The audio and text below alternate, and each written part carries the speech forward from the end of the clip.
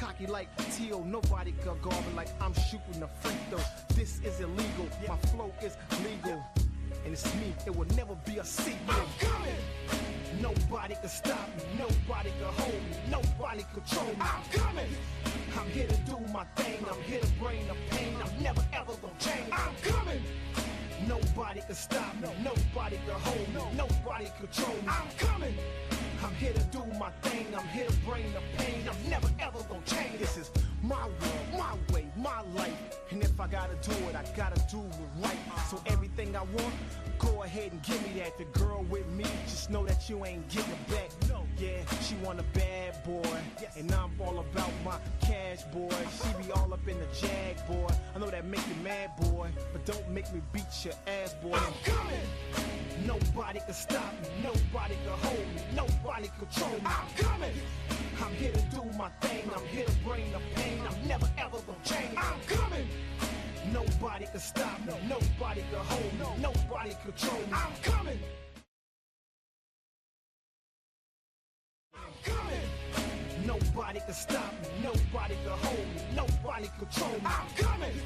I'm here to do my thing, I'm here to bring the pain, I'm never ever gonna change. Like Tropicana, I got the juice. All for the least, they let the dog loose. Don't make me call up the crew. Now they getting scared, wanna call up a truce. I'm the one like Neil, cocky like Teal. Nobody can guard me like I'm shooting a free throw. This is illegal, my flow is legal, and it's me, it will never be a secret. I'm coming. Nobody can stop me, nobody can hold me, nobody control me. I'm coming. I'm here to do my thing, I'm here to bring the pain, I'm never ever gonna change. I'm coming. Nobody can stop me, nobody can hold me, nobody control me. I'm coming. I'm here to do my thing, I'm here to bring the pain, I'm never ever gonna change. This is my world, my way, my life, and if I gotta do it, I...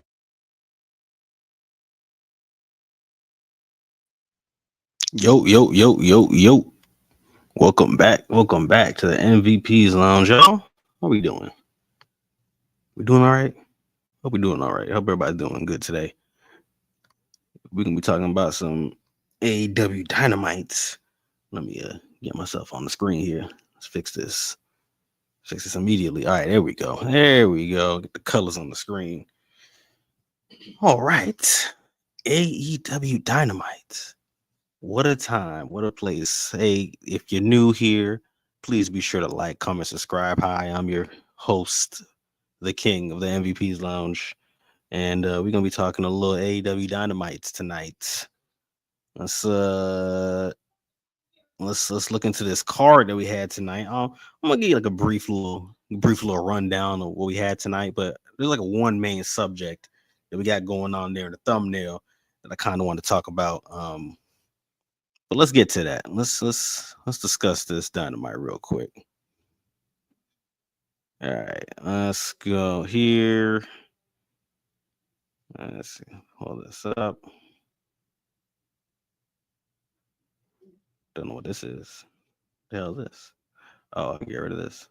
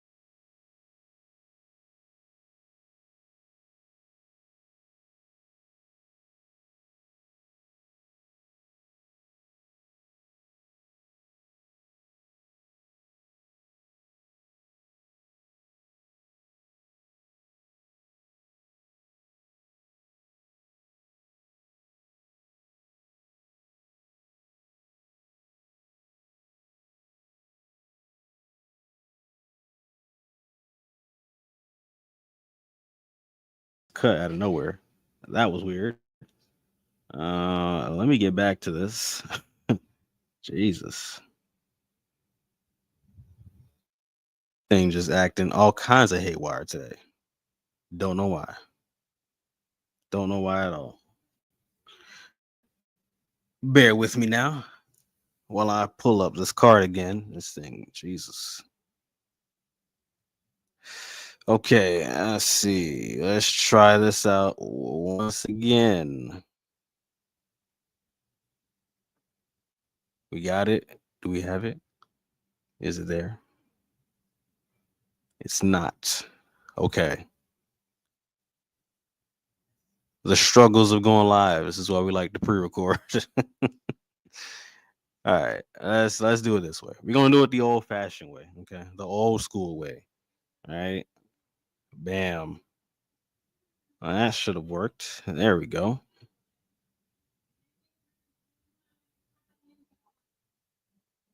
Try to get that a little more on the screen for y'all. All right, cool. Good. Now you can see what I see. Now we're on the same page. Okay, so show starts out with Bryan Danielson pulling up, making his Dynamite return to be on commentary tonight. Hey, I'm cool with that. I'm cool with that. Got the crowd hot.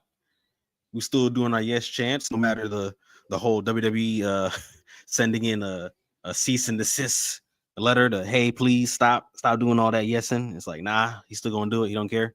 So continue to do your yes, Bryan. Continue to do your yes to your heart's content.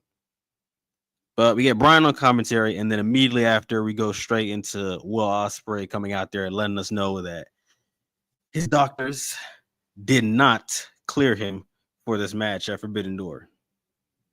So this match that they're going to be in is going to be unsanctioned. So anything can happen, and it's under no fault of AEW. So Ospreay said he's willing to end his career and die in that ring for the people. So, hey, kudos to him. I'm not doing that, but kudos to him. I will support him in all his wildness he will be conducting in said cage. Okay. Out comes Mox and Marina and Claudio and Yuta in unison. Marina had a nasty, like, brimless cap on. It was disgusting. It was nasty. She shouldn't have been wearing that. But they pulled up, and Ospreay was laying Mox. No, look, when we get to this cage match, if you're gonna want to, end me, you want to do it yourself. Don't have your boys try to do your battles for you. All right. So if you're gonna try to kill me, kill me yourself. And before we can get any more words out, because they were going to pull up an attack, out came JetSpeed, because they're going to be having a match, as you clearly can see on top. JetSpeed and Tana against the Death Riders. JetSpeed came out there to even the odds for Ospreay. And then Tanahashi pulled up. Boy, Tanahashi. Look, the ace is my guy. Hiroshi Tanahashi is my guy. But he's gotten to the point now in age and in physicality of his own body to the point where he just can't go the same way he used to. I remember 3 years ago when we had Tana and Moxley in a match. He could still go there. Like, he was still good, moving and going. Now, oh no. My guy's knees are held up by like duct tape, 2 like popsicle sticks, some Gorilla Glue, and then his shoulders on some Payne Mannings right now. Like, it's out of whack. My guy is just held up by the grace of God at this point. But we still had to go through this match. So Tana JetSpeed against Death Riders. There was a point in the match where the ref clearly sees Marina like drop kick. Who was it? I can't remember who it was. It might have been either Speedball or Kevin Knight, but she kicked one of them. The ref clearly sees it. This is a whole DQ. Like, this match should have been out the window. Instead, the ref decided to eject her from the ringside. So as she's angrily leaving, she was still standing up at the top of the ramp, and Ospreay pulls up, grabs her up, and runs to the back with her. So match still goes on, and then we get some shenanigans going. Because out comes Gabe Kid, and the War Dogs to start causing distractions and doing sneak attacks. So then Ospreay comes back out with a body bag, and we're like, "Oh, great, crap! Is Marina in this body bag? Did he put in the body bag and he's gonna throw her off the ledge?" Is what he's pointing at. So Death Riders are distracted, War Dogs distracted, and Tanahashi steals the W with the high fly flow. And in the midst of all the chaos happening, when they go down to the ramp to get to the body bag, they unzip it, and Darby's in there. So they all get into a gigantic brawl. They wild out. They end up inside the crowd area. They go near the stairs. The ops show up to even the odds. So then you have the ops, the War Dogs, the Death Riders, JetSpeed, and everybody's just out there. And then Darby dives off the top of the stairs and lands on top of the Death Riders, and the rest of the War Dogs take them out, and the baby faces stand tall. So shouts out to them. I mess with that. I'm all for that. It was a nice start to the show. You had the big moment with Bryan. It was a good match that they had in ring, and then you had the chaos from all the outside forces, and then you ended with more chaos. So great way to start the show out. Great, love that.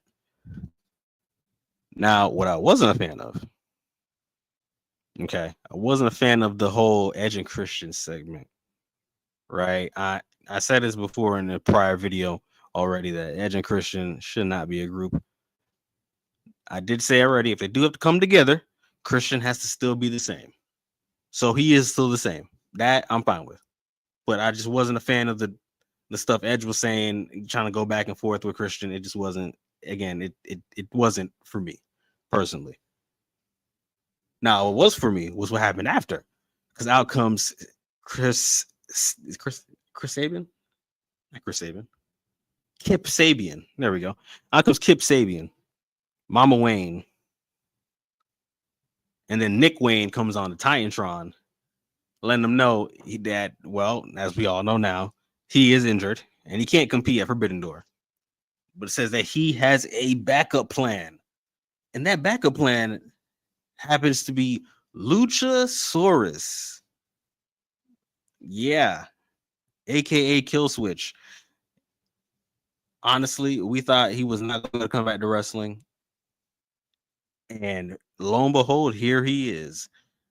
They showed him like he was in some type of back room area in some type of, them spots that you end up getting kidnapped in when you go to a different country and they end up taking your kidneys. Like he was in one of those spots, and man was brought back to life, resurrected, shows up to take out both Christian and Edge. So now it's going to be what? Kill Switch and Kip against Edge and Christian. I like the Kill Switch part. Kip, not so much, but with Kill Switch on your side, that's a bigger W you can ever have, honestly. Bigger W you can ever have. So I enjoyed that part of the segment. The first part where Edge going on and on and on, you can get rid of all that. Throw that away in the garbage. They showed Mark Briscoe, and he wanted to get back at MJF. They made it short and sweet. They made it like 5 seconds. They're like, he said he wants to go kill MJF. Hey, say less. Cool. We ain't no more talks with Mark Briscoe. Hey, throw it out the window. We don't need it no more. All right. Good. Y'all following through with what I had set up. Let's go to now MJF, who goes to Ricochet and says, hey, look, we don't like it. We don't like Mark Briscoe. Let's work together to get rid of him. Ricochet replies with, normally I would like to just watch you run around with your head cut off like a chicken. But he also hates Mark Briscoe as well. So him and MJF both making agreements that they will both be handling Mark Briscoe. And they do. They do handle Mark Briscoe. Because later on, which I'll explain later, something happens. But let's get to this tag team match, huh? Let's get to this Brodido versus FTR. I'll preface my statements by saying this. I enjoyed the match, but I could have done without the ad breaks. For me, anytime I have to watch a match and I'm getting into it and then I gotta have to catch an ad, it kind of like kills the vibe for me. So watching it, so again, the match gets a 7 out of 10 for me, mainly because like the ad breaks is like killing the vibe. It could have got more, but it just the ad breaks for me, and maybe for other people it's different, but for me, ad breaks kill a whole vibe of a match. But again, still pretty good. The match does not end with an official winner because they got all the way up to the 30-minute time limit, and by then everybody was already down and out, just dead. So Tony Khan made the decision that it will be a triple threat at Forbidden Door. Hurt Syndicate versus Brodido versus FTR. Hurt Syndicate go out to the ramp to Orarm shirtless in front of the teams that were still out there. So shouts out to them. No one got beat down because their faces now. But yeah, they went out there and oral formed, and that's it. How do I feel about that? Personally, I would rather just having two teams face each other. I don't need the whole conglomerate of teams in a match. So hopefully after this match, they finally do just a simple, all right, team versus team, mano y mano in a big match. So we probably can do that all out. Maybe you can have FTR finally do their singles match with her Syndicate all out in Canada. Because then it all, add up, makes sense, Now let's get to the Hangman segments. Hangman goes out there calling out MJF, but MJF is in the back with Ricochet and what do they call it? Gates of Agony, and they have Mark Briscoe tied to a chair.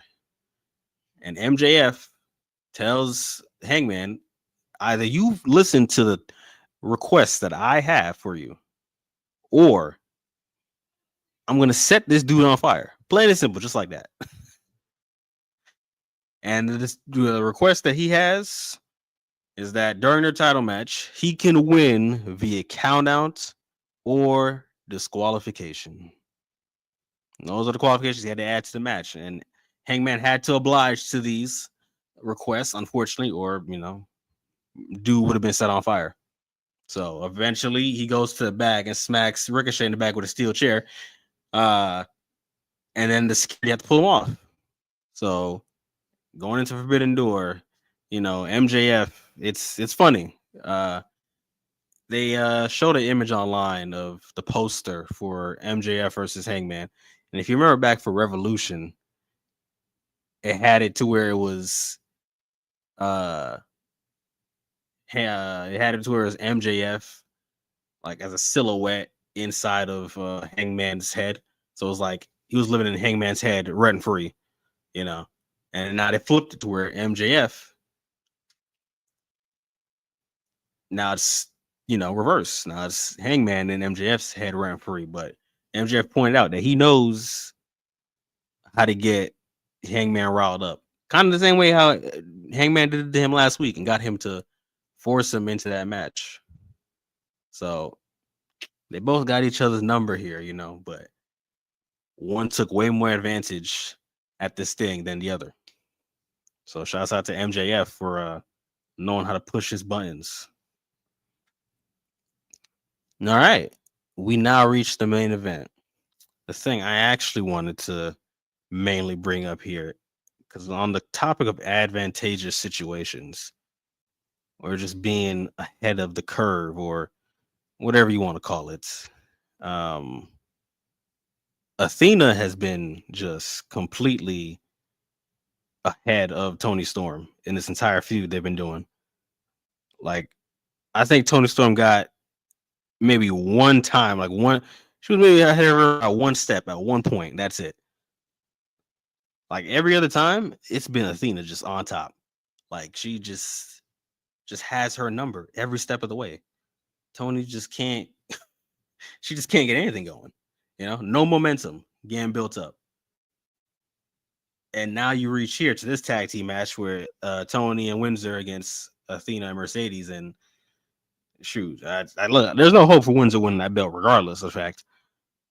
But when you look on Toni and Athena's side, it just feels like Athena might end up winning this belt at the pay-per-view. Like normally, I know we like to make our jokes and be like, "Hey man, who went over at the Go Home show? Hey, they losing at the pay-per-view." But in this situation, it just feels weird, you know. Like Athena just seems to just completely have Toni's number. Shoot, even during the match, right before she ended up winning, she took Toni out with a pile driver on the stairs. Catches Toni on the way in and oh my goodness.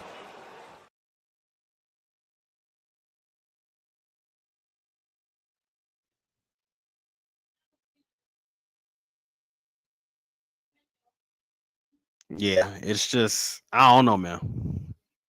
I don't know. To me, it just really feels like Athena might end up getting this W. Because okay, so again, after she took that, gave her that pile driver on the stairs, Windsor had Mercedes tap out, but unfortunately, Athena was still the legal person. And well, she hit it with the old face and got the W for the squad. So again, Athena on top in this situation. How do y'all feel about this whole Athena and Toni Storm feud that have been having going on? Because I'm loving it, and Athena is, hey, every step of the way, had her number. She's been shining every second that she's been on screen. So that's pretty much how Dynamite went off air with the W here. And I think, let me see, did I have? I'm pretty sure I did. Sure had what they showed for the next. Yep. Okay, cool. So yeah, for Collision, they had the thing set up here. Yeah, Kesha makes his return to AEW after winning the G1. Shouts out to Konosuke Takeshita. That's my homie. But he pulls up and he's gonna face Ishii on Collision. Now, what I would have done differently for this Dynamite, I would have cut that Edge segment and just added just that Nick Wayne part to it, and I would have had Takeshita show up on TV personally. Okay, because when you have a guy that goes to a whole different company and gets a gigantic win over there, I feel like you got to showcase that on Dynamite. Collision is cool, but nobody really watches the Collision like that. You know, Dynamite is where you got to shine your biggest stars. So Takeshita should have got a big shining moment like on this show, showing that he won the G1, but they didn't give him that chance. So personally, I would have done that. Outside of that, I mean, outside of having main event mortals on the TV, I mean, I don't think they need to do anything else. And then for Collision, we get the Young Bucks against Roddy and Kyle. Now, the funniest part about this whole advertisement thing here is that the Bucks, as we all know, they're going to broke stage, and look at the renders on these guys. The renders on them is insane. This whole them being broke and can't have anything, no pyro, no Titantron. They can't even get their names to be correct. Look at a lot of renders are jacked up. It's like it's out of control and it's hilarious. I love it. I love it honestly. But with that being said, that was AEW Dynamite. That was our preview to Collision. We are right here. Literally, Forbidden Door is like in 4 days? Yeah, it's in 4 days. Forbidden Door at 12 Central, 1 Eastern in London.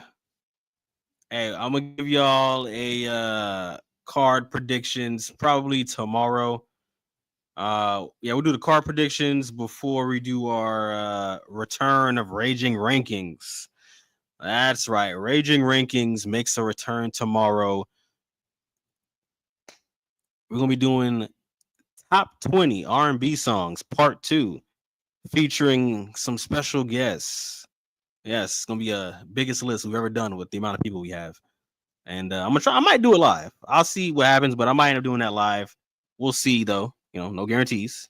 But yes, thank you guys again for liking, sharing, subscribing, commenting, all that good stuff. We're on the road to 1K and monetization. We're gonna get there.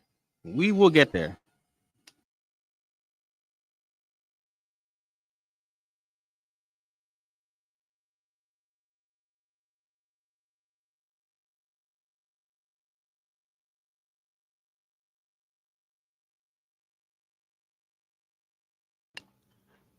With that being said, I will see you guys here next time. Peace. I feel like I should end with something. What should I end with? Yeah, we can end with this. Catches Toni on the way in and oh my goodness.